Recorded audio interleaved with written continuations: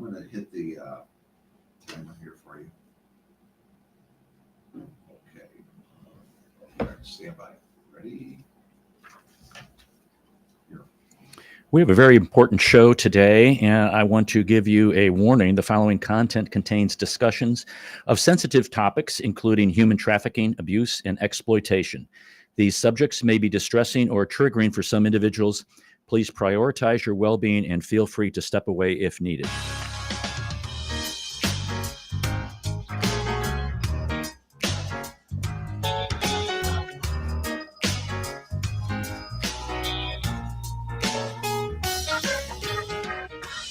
Welcome to St. Louis InTune, and thank you for joining us for fresh perspectives on issues and events with experts, community leaders, and everyday people who are driving change and making an impact that shapes our society and world. I'm Arnold Stricker, along with co-host Mark Langston. Mark, how you doing today? I'm okay for a guy my age. I'm doing all right, Arnold. We've got a really special show today. A little bit on the serious side, but I think it's going to be a very interesting show, a very informative show. So I want to urge folks to stay with us. It's going to be very beneficial for a lot of individuals, and that is our hope, is to make sure that if you're listening to this and you are maybe in one of those situations, that you have this resource to reach out to along the way to help you.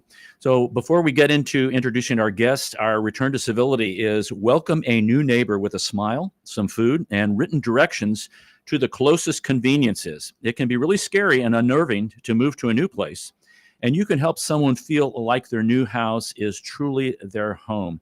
And if you've ever been on that end of being a new neighbor, you know that, wow, it's great to have someone come over, bring some cookies, bring you kind of, hey, this is the lay of the land here. These are the other neighbors. These are the kids around. These are kind of the things we do. We've got a neighborhood block party going on. We want you to come to this. All those kinds of things with a smile help bring you to a new place in a little more convenient and open way. So good words to know. Again, I want to offer our warning that the following content contains discussions of sensitive topics, including human trafficking, abuse, and exploitation. These subjects may be distressing or triggering for some individuals. We ask you to please prioritize your well-being and feel free to step away if needed. We have several guests in studio today, and they are going to be talking about a topic that deals with sexual exploitation and how to deal with the trauma related to that. And in studio is Julie. She's a licensed clinical social worker. Yep. And clinical director for Healing Action Network. She has a bachelor's from Mizzou in social work and a master's from UMSL. And she has been an in-home parent trainer for parents and caregivers of children who are diagnosed on the autism spectrum disorder. She's done some work in a domestic violence shelter, providing court advocacy, case management, and psychoeducation about violence with the court systems. Heidi is a psychology major from College of the Ozarks, great place, and a social work master's with a concentration in mental health from the Brown School at Social Work at WashU. She's worked as an intensive crisis in-home therapist, utilizing dialectical behavior therapy, motivation interviewing, and prolonged exposure for some young individuals and families to prevent some hospitalization. And then Megan received her bachelor's in social work from Arkansas State University and a master's from Washington University here in St. Louis. By the way, Heidi is the lead trauma therapist, and Megan is a trauma therapist. And Megan worked for Youth in Need with some homeless and runaway youth. She's worked as a rehousing caseworker, working with homeless and survivors, and also was on the sexual assault response team and crisis intervention team with the St. Louis City County Court Watch. Welcome to St. Louis InTune, ladies. Thank you for having us. Well, first of all, let's describe what Healing Action Network is, if someone or all of you want to kind of tackle that, okay? Yeah, so Healing Action Network is a nonprofit organization that provides services to survivors of sex trafficking and commercial sexual exploitation. We refer to that as CSE, but commercial sexual exploitation is a pretty broad umbrella. So it's really any exchange of a sexual activity, anything in sexual nature for something else. So it could be money, it could be food, housing, basic needs, even sometimes substances. Wow. You ladies want to offer anything else along with that? The services we provide as along with therapy is also we do service management, so case management for our members. We have staff that are able to help the clients with any basic needs that they may have, and we also have a peer support program too. So staff that have had like lived experience and are able to really join with the clients and be able to share their perspectives and partner with them in their journey too. Okay. Megan, do you need to have something you want to offer with that? Yeah, what's most special is I think we provide like holistic care. So we really look at mental health, we look at the peer support, we look at case management. So really doing some like really thorough, intensive wraparound services to make sure our members get good care. Now, we're going to talk about several acronyms and several words that maybe people who are listening are not completely familiar with because every area like education or law or medicine or therapy has the words and the acronyms that they use. One we're going to talk about is trauma therapy. Another one we're going to talk about is eye movement desensitization and reprocessing therapy, EMDR. We're going to talk about PTSD. Most people understand that, but they may not know about complex PTSD. So we're going to get into all of those things. But first of all, what does a trauma therapist do? So a lot of what we do is we when the clients come to us, they obviously first came to us because of their history of commercial sexual exploitation or ongoing exploitation that's going on. But in trauma therapy, we really recognize that there's maybe a lot of other trauma that happened before that exploitation and trafficking experience happened or afterwards. And so we try to make it very broad in what the clients are wanting to work on in therapy. And in trauma therapy, we keep it very focused on understanding the client. Our members are the expert because they've had the lived experience, they were able to survive, and we really want to partner with them in their healing journey as much as possible. So we really try to figure out like what are their biggest goals and what are the things in therapy that are making it hard for them to be able to function well in life and just be able to be adaptive in their current situation. And honestly, being as strengths-based as possible is really where we go from, because we know that like they were, again, able to survive and they have things that they were able to really hold on to that helped them in that situation. So we don't want to take away any of their strategies or symptoms, but a lot of times they are experiencing a lot of suffering. And so we want to help them understand where that's coming from, that they are having a normal response to a completely horrible situation, and really just being able to discover with them if they are interested in doing trauma processing work through EMDR, or if they're feeling too overwhelmed with that, do we try to pull back and maybe try to just help them with emotion regulation skills? Sometimes those basic skills are incredibly important for our clients. So how do clients get in touch with you all? Are they referred from the courts, or do they kind of come on their own, or all of the above? Or Yeah, I think we found that we get our referrals from a very broad, kind of all over St. Louis. So definitely from the court systems. We've had a lot of referrals from public defenders. I would say our biggest referral source is probably just word of mouth. So whether it's our current clients that know people that have similar experiences to them, and they're like, hey, like we get services from this place called Healing Action. This is everything that they do. You should give them a call. Especially when we first opened 9 years ago, word of mouth was really the way that Healing Action really grew. Gotcha. So yeah, mostly word of mouth, but also, hospitals, probably other community resources, other nonprofits too. So I want to give the website healingaction.org, healingaction.org, 314-833-4515. So let's dig into EMDR. I was not familiar with this prior to our interview, and I have problems even saying the words We all do. correctly. Yeah, it's normal. Eye movement desensitization and Mhm. reprocessing therapy. That's a tough one to say, Mark. EMDR. What is EMDR? Yeah, so EMDR is, of course, a type of trauma therapy. It was originally developed by a psychologist named Dr. Francine Shapiro.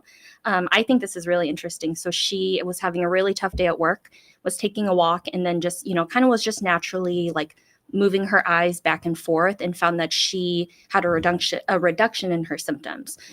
She noticed that, like, hey, I'm feeling a little bit better. I'm feeling a little calmer.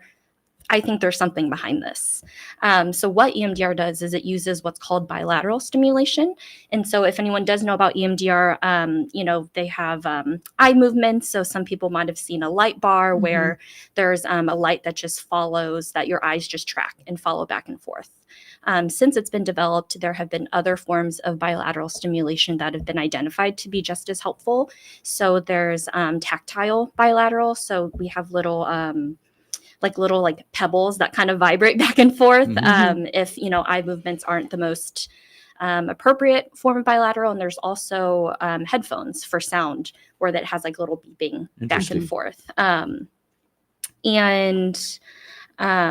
What I like to really tell people about EMDR is a lot of people think it's just for folks that have PTSD, which it definitely is. That's how it was first created, or the purpose of it being created. And then a lot of research and studies have found that it's been helpful for single incident traumas. So like a car accident, like maybe like a random like burglary, robbing, things like that. It's been really helpful for different phobias, for substance use disorders. So it's really, really broad in who it can help.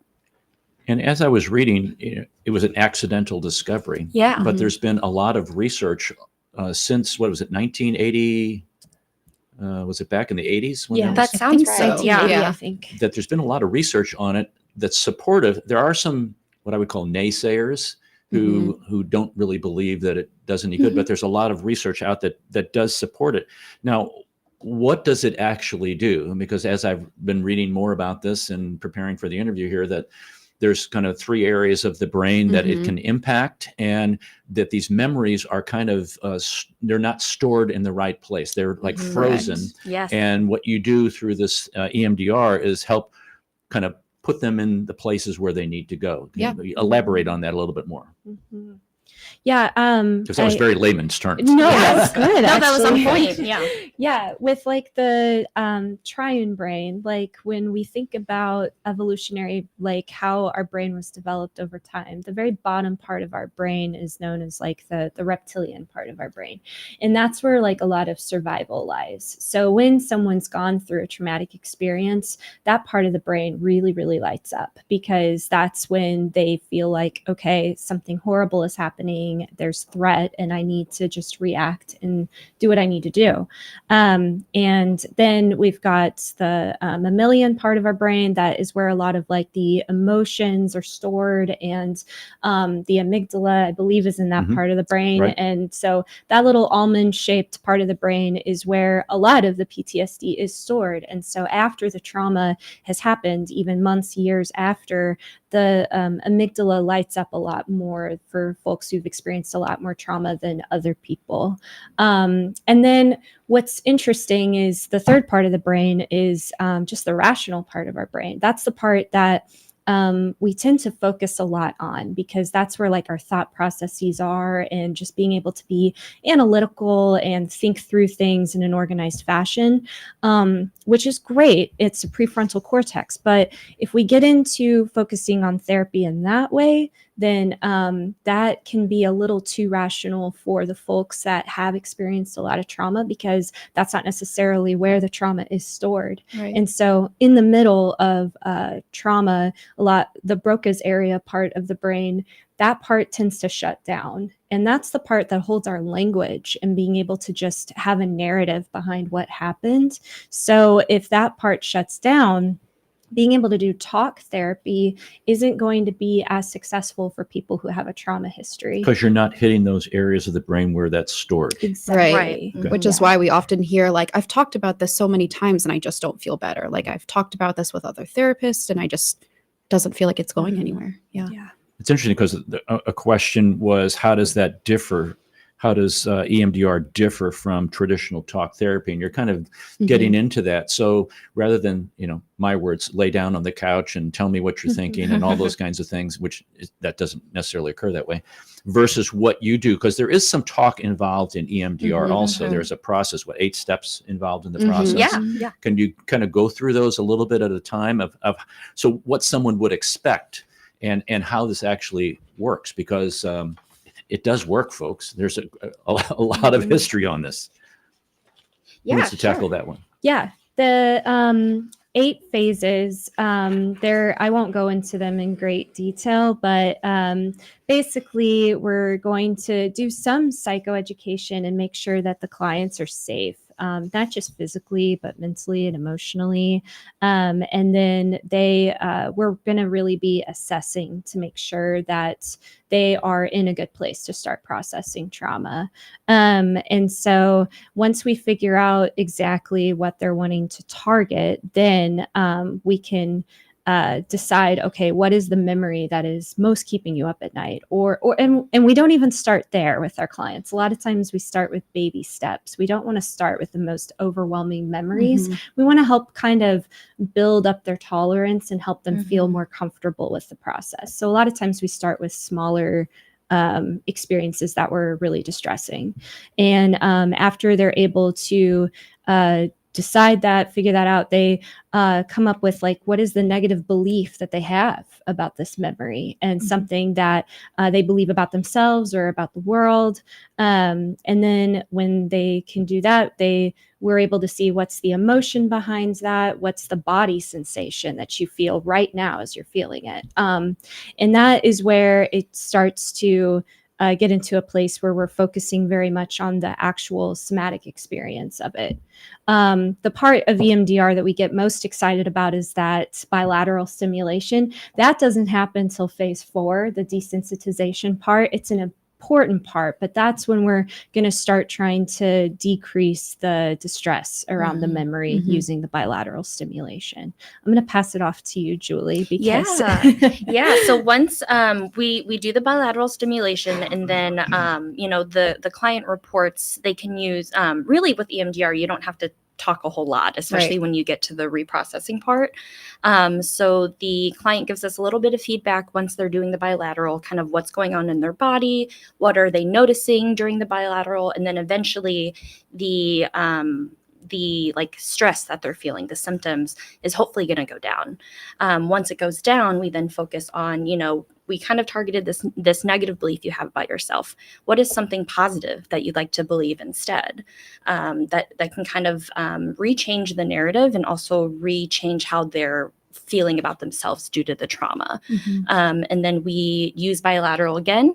Hopefully that positive belief about themselves goes up, really, really strengthens. And then what I really like about EMDR is we then move into the present moment. So we worked on the past, we go into the present. What kind of present triggers are coming up? What do you notice, just in your day-to-day life that, your brain goes back to these memories? What do you notice in your body? And we reprocess that as well. And then once that's done, we go to the future. So it has the past, present, future kind of like format. And then we go into the future, what might you expect to come up in the future that might bring up some of these memories again? Because a lot of people also think EMDR is going to kind of make everything go away. Unfortunately, it's not, magic. It's not going to make the trauma not happen. And so there still might be things that come up that could still feel distressing to folks. And so we focus on, what can we anticipate that comes up that we can help you be best prepared for how to handle it in that situation. Okay. This is Arnold Stricker along with Mark Langston of St. Louis InTune.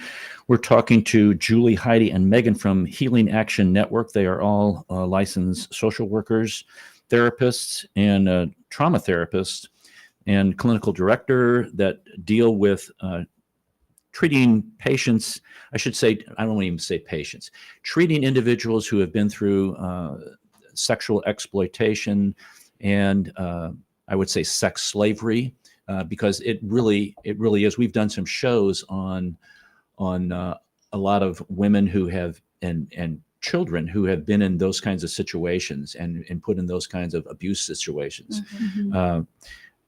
I guess, when you're talking about the brain, it's very plastic. It is able to, it does some amazing kinds of things that we're just scratching the surface on. I was wondering, as you all were talking, if Washington University, which has done a lot of neuroscience research, are they doing some research connections with you guys as it relates to this particular therapy approach? Not with us No. specifically. No, Mm-mm. we have had a few universities reach out for research studies on survivors of trafficking. And we kind of, therapy and just the healing process gets brought up naturally, but not specifically with, the effectiveness of EMDR. Does that, when they you're talking to them and you're asking them about something that kind of bubbles up within them, is this like a when it triggers you and you're talking about that, is that a what I would call a response like anger or frustration or shame, or is this done through the word is escaping me because the body releases chemicals when all these things happen, and you're trying to also control that. If you can control the brain, you're going to control the chemical release and the reaction to all these things. So are those the kinds of things that you see when you're looking for that physical response? Very much so. We do tend to see a lot of their triggers come up, and it can look very different from person to person. For some folks, it really at their trauma responses are, however their triggers are reacting now, it's very likely that that's also how they had to react in the middle of the trauma. And it was able to do as little damage as possible. It was like they were trying to keep themselves safe. And to some extent, it was as effective as it could be. So whether that's the fight mode, where they're just angry, there's outbursts, they're really, really just just dysregulated. Maybe they freeze. Maybe they were in a situation where they didn't have any other choice and they just had to get really still and just they weren't, just trying to preserve whatever was happening. And then flight is just when that looks more sometimes like anxiety, where they just are trying to get out of the situation and just try to cope whatever that looks like. There's another term called fawn. This might maybe look a little bit like people pleasing. And so if they're just really trying to keep the peace in the situation, even if it's really brutal, but they don't have many other options, then that can look like that too. So it just sort of depends on what their most effective trauma responses were to keep them safe, and sometimes that's how their triggers can play out. Which is what trauma is it's the nervous system being overwhelmed by something and it can't cope.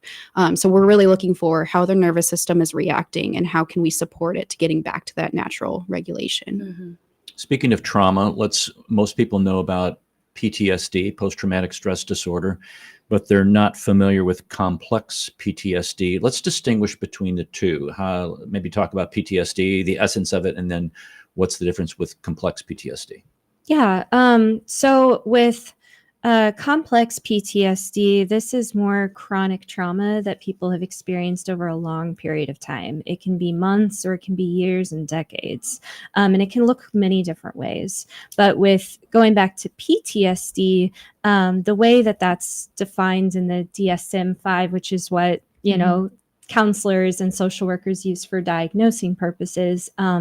It's anything where you directly experienced or witnessed a life-threatening event or an event where great danger was happening. So the more stereotypical examples that we hear about PTSD is having experienced some sort of assault, some sort of physical violence, maybe like a car accident, having combat-related experiences in war, things like that.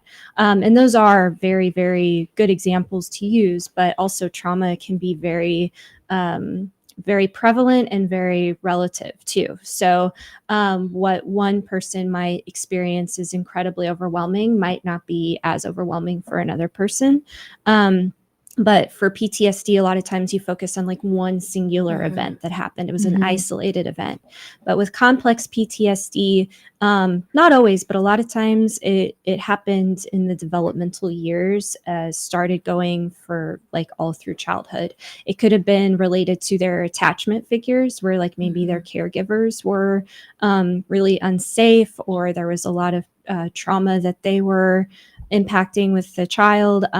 It could also just be just an interweb of a lot of different things that have happened. So with our clients, it's complex PTSD all the way, because it wasn't just one isolated experience where they were assaulted. It is usually a long period of time that they experienced exploitation and other trauma too. Yeah, I think with a lot of our with our clients, a lot of times when people think about sex trafficking, they think about just that. And the while that we've all worked here, we've found that there is typically more trauma than just the trafficking that they experience. So, like Heidi said, a lot of our clients have a history of abuse and neglect from parent figures, attachment figures. They might have experienced, maybe some traumas when they were a teen, experience with substance use disorder. And so a lot of times what we're trying to work on in therapy, along with the trafficking, is what they've experienced before or after. Right. No, when you're talking about that, I'm an educator by training. I think of children who, especially nowadays, and who have gone through COVID, who deal with a tremendous amount of situations at home, who don't have an outlet, and then who struggle in school, and who maybe turn to violence or substance abuse and other kinds of things, and really become they struggle to fit into society. And I really worry about that kind of group. That's kind of the group that you deal with that was maybe back 20 years ago. Or am I kind of off? Or is, I know that the sexual exploitation kind of thing, or people who are grabbed into this, but do you have people who have just horrible lives as they've been growing up, and maybe are dealing in a substance abuse problem, or coming through, or I know you kind of mentioned that mainly this is just the sexual exploitation group that you guys deal with. Okay. All right.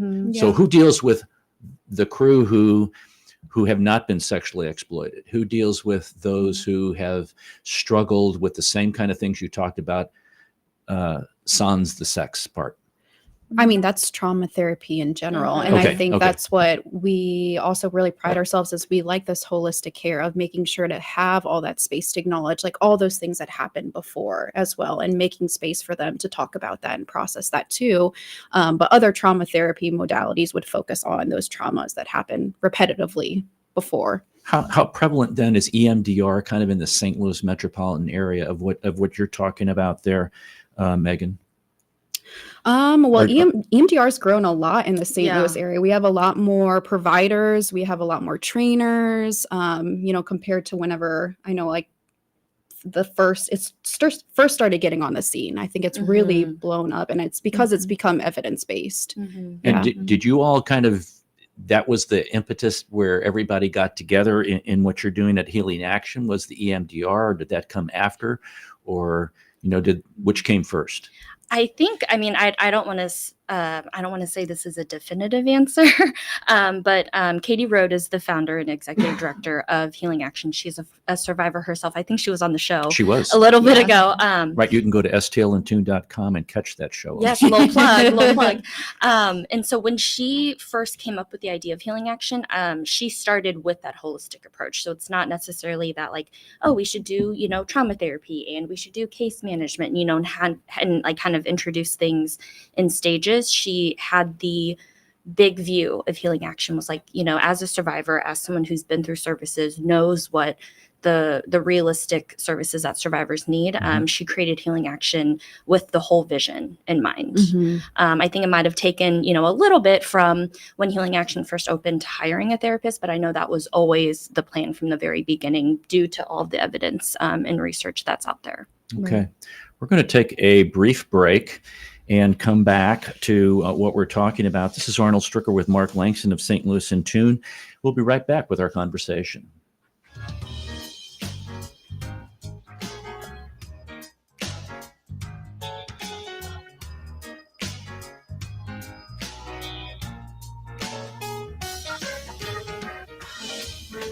This is Arnold Stricker of St. Louis InTune on behalf of the Dred Scott Heritage Foundation. In 1857, the Dred Scott decision was a major legal event and catalyst that contributed to the Civil War. The decision declared that Dred Scott could not be free because he was not a citizen.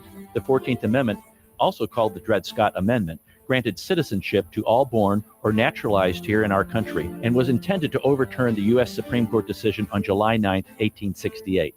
The Dred Scott Heritage Foundation is requesting a commemorative stamp to be issued from the U.S. Postal Service to recognize and remember the heritage of this amendment by issuing a stamp with the likeness of the man Dred Scott. But we need your support and the support of thousands of people who would like to see this happen. To achieve this goal, we ask you to download, sign, and share the one-page petition with others. To find the petition, please go to dredscottlives.org and click on the Dred Scott Petition Drive on the right side of the page. On behalf of the Dred Scott Heritage Foundation, this has been Arnold Stricker of St. Louis InTune. The United States has a strong tradition of welcoming newcomers and refugees.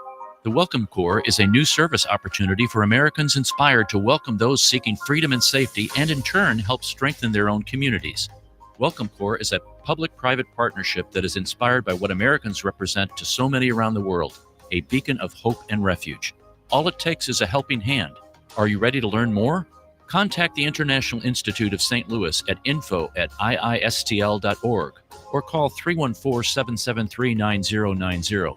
That's info@iistl.org or call 314-773-9090.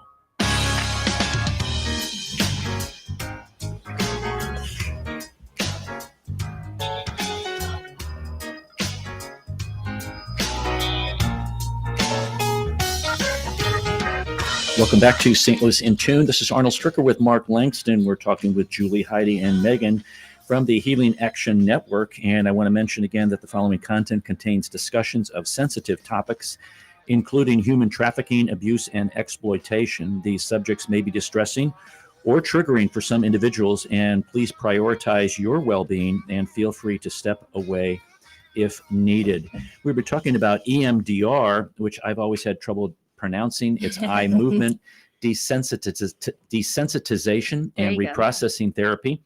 And unlike other treatments that focus on directly altering emotions, thoughts, and responses resulting from a traumatic experience, EMDR therapy focuses directly on the memory and is intended to change the way that that memory is stored in the brain, thus reducing and eliminating the problematic symptoms. I hope that was a good definition. That was great. That was really good. I didn't write that. I stole that offline. Online, I should say.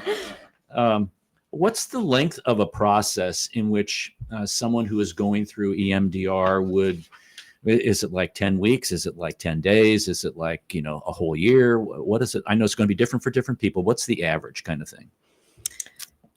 I would say with our clients, particularly experiencing complex PTSD, it's longer than other people who've experienced maybe just a singular incident. So I would say it can, for our population, it can often take years.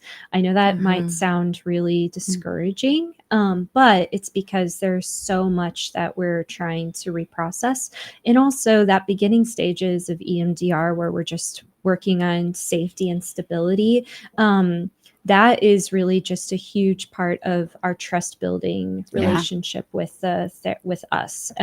We don't expect them to just buy into us right away because they experience so much relational trauma. They probably are going to have a difficult time trusting anybody. And so we don't want to push that process. So even just them trying to do a lot of safety supports and resourcing in EMDR oftentimes will take a year. And I mean, it's the clients, how they feel comfortable with it. Yeah.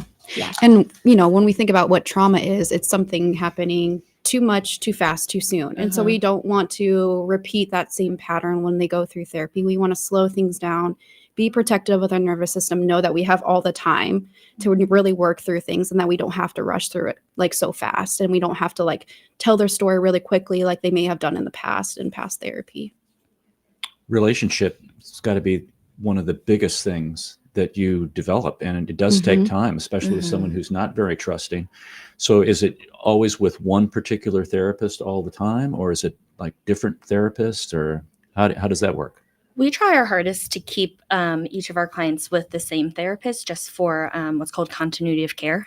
Like you said, because of the relationship component in therapy, it's really important. We're also a smaller team, so there's a lot of times where I might be working with the survivor, but they still are really familiar and talk with Heidi and Megan. We also run a few trauma therapy groups, and so they also have the opportunity to learn about and work with our other therapists on the team. So we really try to utilize it from a team approach too. So that's an interesting comment you made. So is it possible that individuals may be in a group kind of setting and then go to the individual setting? Yes. Okay. Is that how they really kind of do that? It's optional. Yeah. Yeah. Okay. We have 2 therapy groups right now Okay. that, really all of our services are optional. We don't mandate our members. We call our We love clients members. choice. Yeah. We don't Yeah. mandate them to come. We don't do anything like that.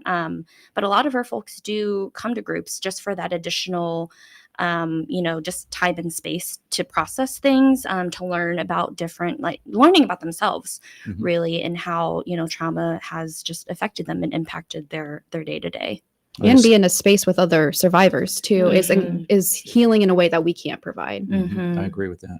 So, someone comes to you and they go, "Hey, I don't have any insurance. I can't pay for this myself. How is this paid for? Am I just kind of out of luck?" The beautiful thing about us being a nonprofit is it is free. Yeah. So they don't have to pay anything. We just have really 3 criterias: that they live in the St. Louis metropolitan area, that they are 18 years or older, and that they're a survivor of trafficking and exploitation. Okay. Yeah. So we hope that it's pretty accessible. Yeah, which is also really cool because, a lot of clients are not able to get EMDR because they may not have insurance, they may not have the means. And for us to be able to provide evidence-based care that is free is like something that I'm really passionate. I know that we are too. That's huge. And I greatly appreciate you all doing that. That's way above and beyond. You have to have, I hate to use the word passion. It's so overused. You have to have a commitment to knowing that what you're doing is making a difference in people's lives. So the phone number, folks, is 314-833-4515, or go to healingaction.org. And question, can you talk about a case study that somebody who's listening may go, "Oh, well, they don't know my situation," but a situation that you can take from beginning where someone came in, was really struggling, to now they're able to kind of cope with what has happened and deal with the emotions in a productive manner rather than what I would call a destructive manner. Yeah. All the Going names will be through our anonymous too, cases. folks. And I think when you asked us this over break, I think we all kind of tried thinking of our caseloads and also trying to think of an example that wouldn't be identifying. Or mix them together so it sounds like that's fine too. I want people to understand, what's this process like as somebody who has gone through, and the success that you've had. You could use your demo too, like when we demo on each other, like for training. What?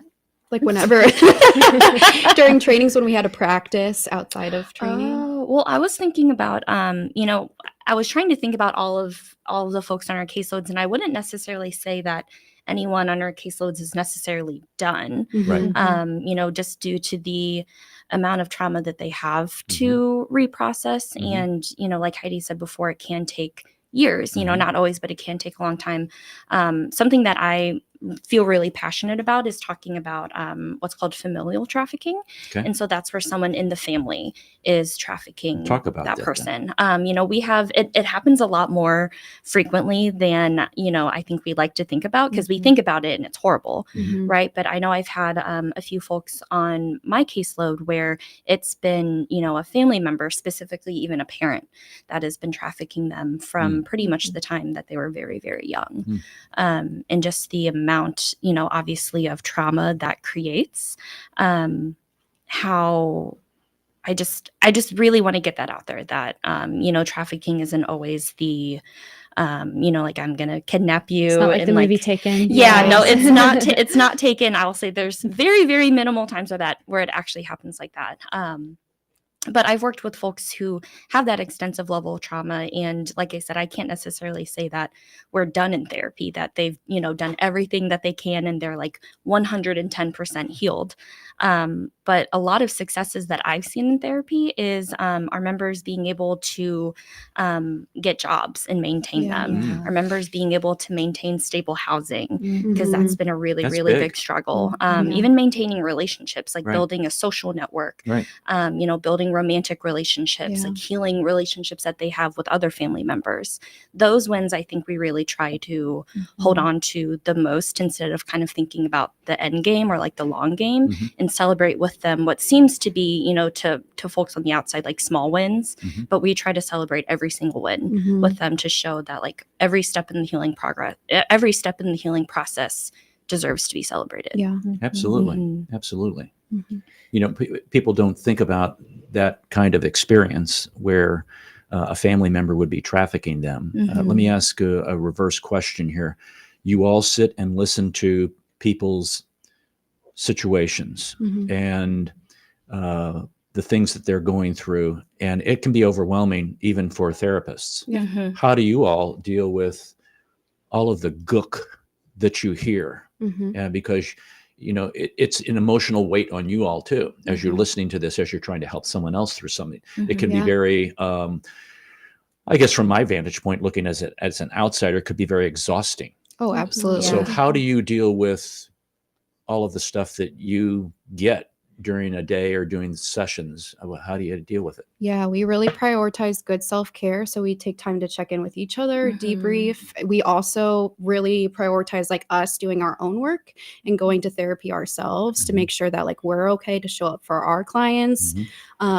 Yeah, making sure like outside of sessions, like we have good containers to make sure we're not carrying what's outside of sessions with us in our everyday, like setting good boundaries for ourselves to make sure that we're well and we're taking care of ourselves is really important. Great Yeah. point. I think it's an ongoing process. Like things that helped me a year ago, I feel like I have to find other things now. Mhm. So right now I'm really into running. Running is great, but there was a time where I was doing yoga after every work day. It Mhm. just really depends. And the thing is, for me, I have to listen to my body because Yeah. it's going to change from month to Mhm. month.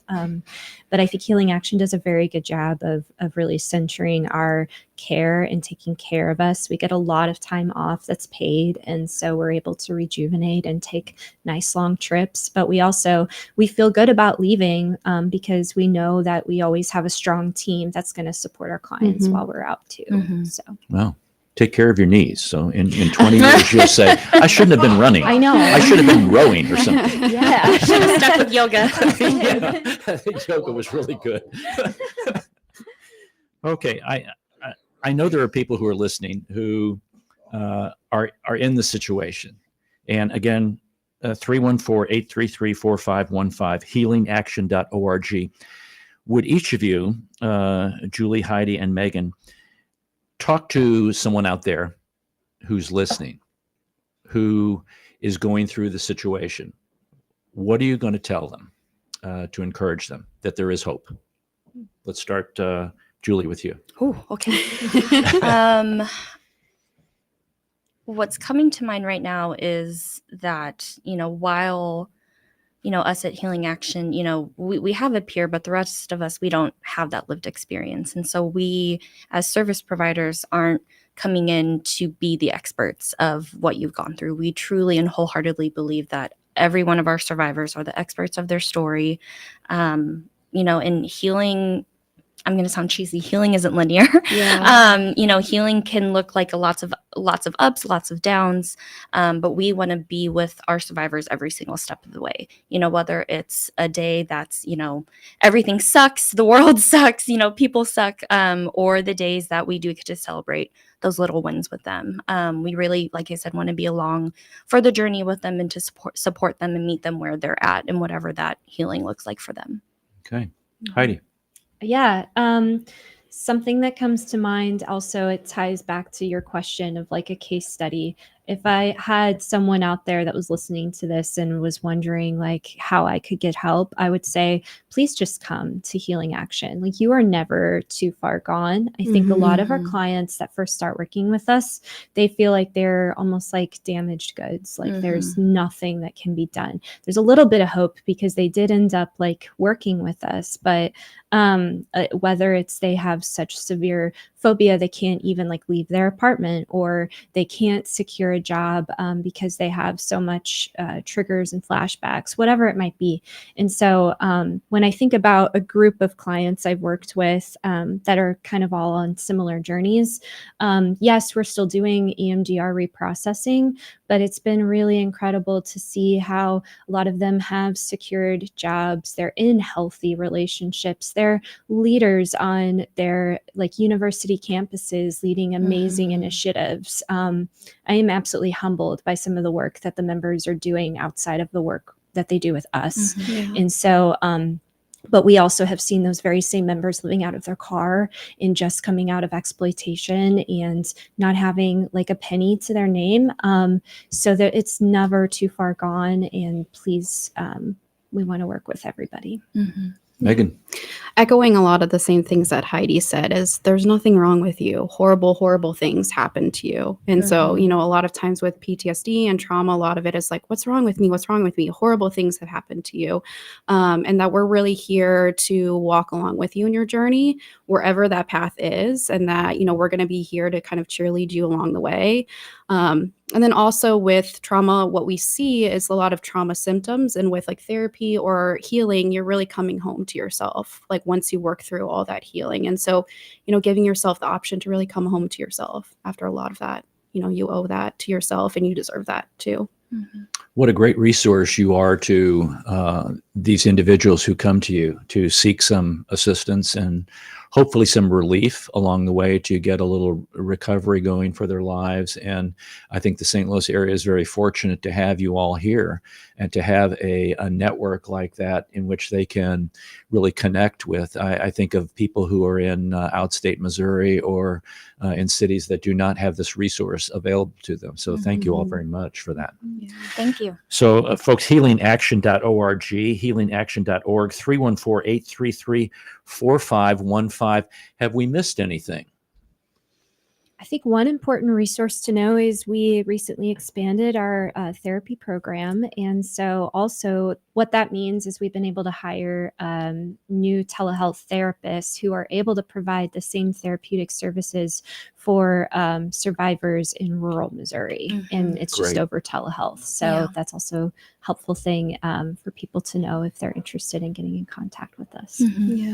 And this can be for males and females. Yes. Correct? Yes. All gender identities. Okay. All right. Very good. Very good. Okay. Well, Mark, what a great interview this was, and talking to them about this, and very appreciative of you taking your time to come in and talk with us about this. And hopefully, listeners, you've gained some insights, and maybe you know someone, maybe you are one of the individuals who would benefit from this particular group at Healing Action and what they're doing with EMDR. So we're going to close our episode today. We're just going to sign off and gratefully appreciate you all listening. You can hear additional shows at stlintune.com, in which you can check this podcast out and re-listen to it and send it to your friends and send it to people who you think may be interested in hearing what we've talked about. You consider leaving a review on Apple Podcasts, Podchaser, or your preferred podcast platform. I want to thank Bob Berthasell for our theme music. I want to thank our guests. And we had Julie, Heidi, and Megan. Thank you. And I want to thank Mark for being our co-host today. St. Louis InTune is a production of Motif Media Group and the U.S. Radio Network.